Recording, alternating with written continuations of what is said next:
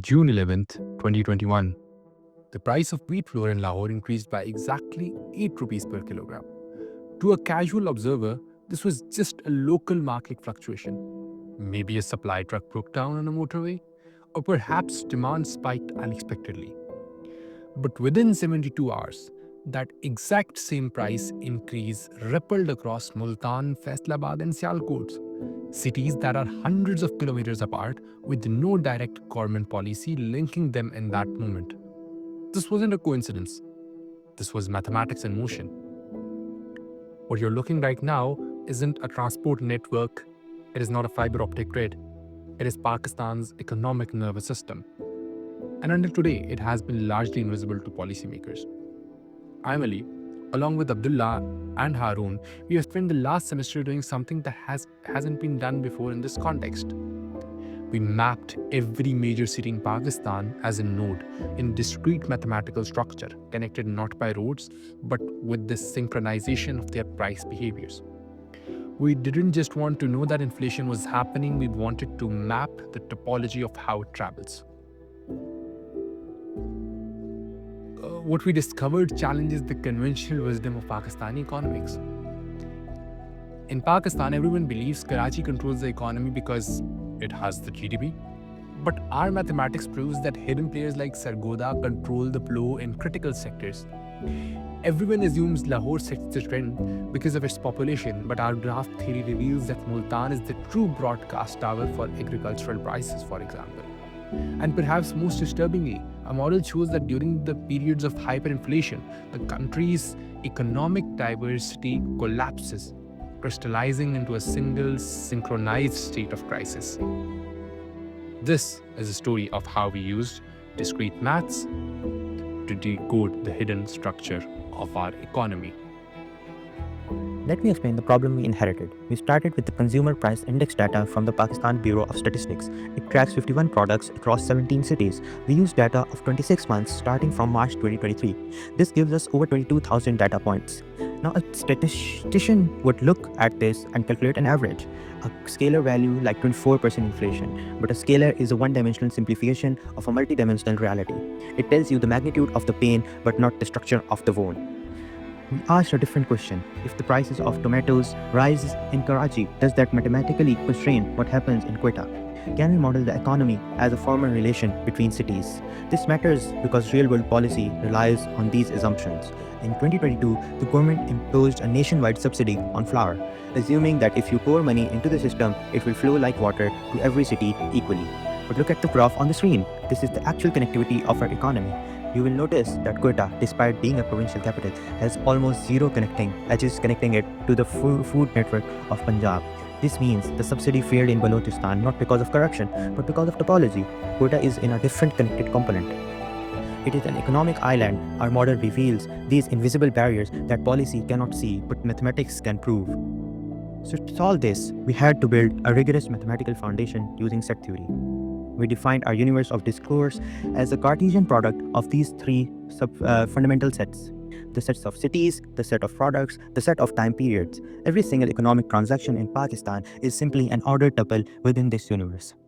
However, we immediately hit a wall. The partial function problem.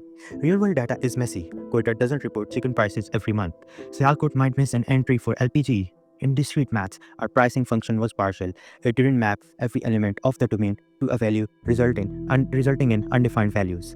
You cannot perform vector operations or calculate cosine similarities on undefined values. It breaks the axioms of the vector space. So to fix this, we wrote an algorithm in our data loader module that converts this partial function into a total function. We used a mean imputation strategy, which essentially says if a city is silent on a product, assume it behaves like the national average. This was critical because it preserved the cardinality of our sets. Is it transitive? No. This is the key. Just because Lahore is similar to Faisalabad and Faisalabad is similar to Multan does not guarantee Lahore is similar to Multan. This lack of transitivity proves that we are dealing with a tolerance relation, not an equivalence relation. We cannot just group cities into simple buckets. We have to map their complex non-linear connections using graph theory. Thank you, Abdullah. Now that we understand the mathematical foundation, I want to walk you through how we translated those abstract theories into working Python code. We didn't want a monolithic script. We wanted a system that could evolve. Our implementation follows a modular architecture designed for separation of concerns.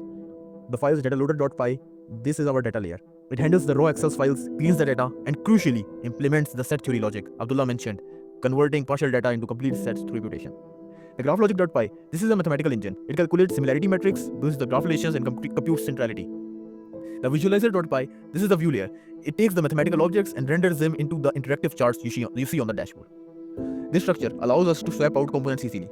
For example, if we wanted to change our similarity matrix from cosine to checkered, we would only touch the logic layer without breaking the visualization.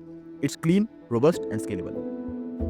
Now let's talk about most mathematically sophisticated part of the project, entropy weighting. In a standard economic report, items are weighted by expenditure. Rent gets a huge weight because it costs a lot. Salt gets a tiny weight because it's cheap. But for network analysis, price is the wrong metric. We care about information. So we applied Shannon's information entropy. Here's the formula. In our context, entropy measures the surprise or variance in a product's price across the country. Consider two real-world examples from our data. Example 1, we will cover utilities, petrol or electricity. These prices are regulated by the federal government. They are almost identical in Karachi, Lahore, and Peshawar. Mathematically, this is a uniform distribution with low entropy. It tells us nothing about the unique economic behavior of a city. It is noise. We assigned it a very low weight, 0.08 to be precise. And example 2, perishables. For example, tomatoes or onions. These prices depend entirely on the local supply chain. Of 0.85. Look at the density. The graph explodes. Multan connects to almost every city in Punjab and northern Sindh. What does this mean? This means that Multan is an agricultural broadcaster. The math proves that Multan's price vector is a trendsetter. If onion prices were to increase in Multan due to a crop failure, for example, that signal propagates mathematically to 27 other cities within a single market cycle. It can therefore be said that it is the source node for inflation.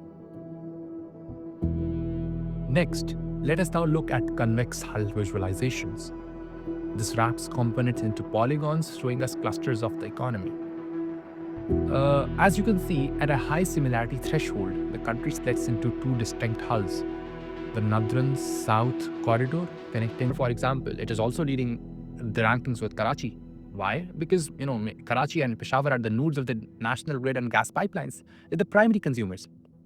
But things start to get interesting when we switch the metric to betweenness centrality. A new player enters the game, Sargodha. It suddenly shoots to the top. Sargodha wasn't even in the picture before. Why? Because mathematically, Sargodha has high betweenness because it sits on the shortest paths connecting the agricultural north to the industrial south. It's a critical logistics bridge. What does this mean? This would perhaps mean that a price shock when it hits Sargodha, let's say a transport strike or a fuel shortage, it has a higher probability of fracturing the entire network than a similar shock in Karachi. The math identified a hidden structural vulnerability that standard economic reports completely miss.